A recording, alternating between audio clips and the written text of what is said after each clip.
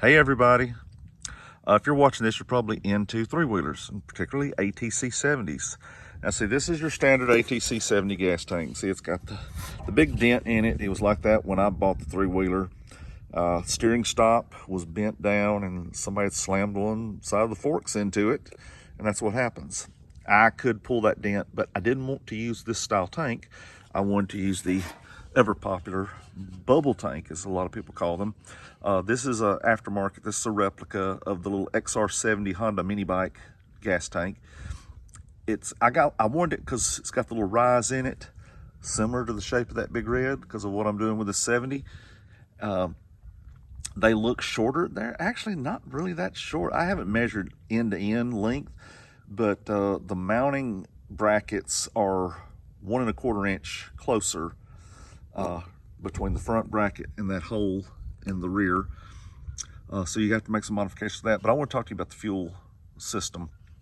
So, you know, on the standard ATC 70 tank, you've got these two fuel pickups, one reserve, one for the main tank. And those connect to your carburetor, and you've got your fuel cut off with your reserve and on.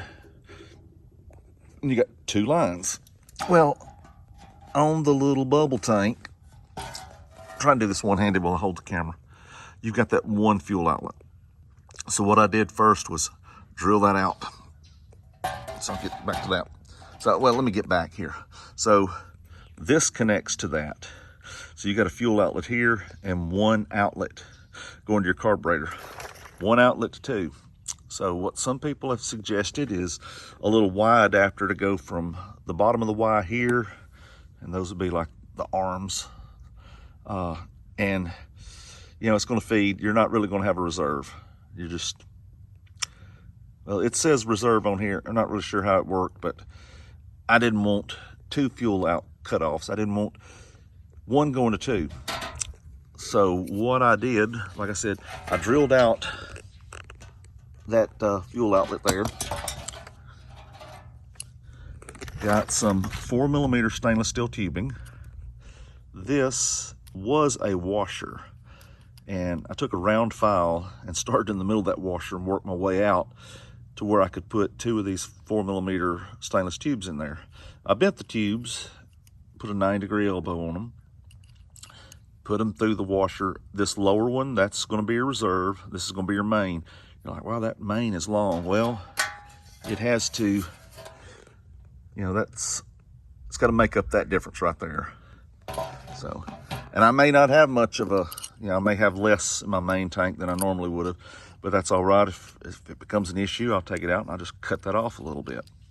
So, but I took that washer and opened it up with a small round file and brazed those tubes in there. And then, because I didn't think my brazing got in between the tubes well enough, I took some Por 15 tank sealant and put all over that and let it sit, and it has sealed it up really good. I like Por 15, it works rather well. If I can find my O-ring kit, which I'm tearing the shop apart looking for it, there's going to be an O-ring here that'll go between this fitting and the tank.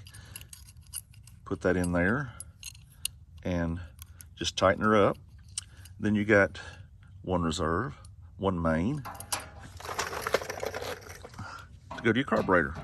And that is the way I solved the bubble tank issue. I hope you got something out of this. I don't put as much on here as I used to. I'm trying to get caught back up, and hope you can use this. Hope you enjoy, like, and subscribe. Thanks. Have a great day.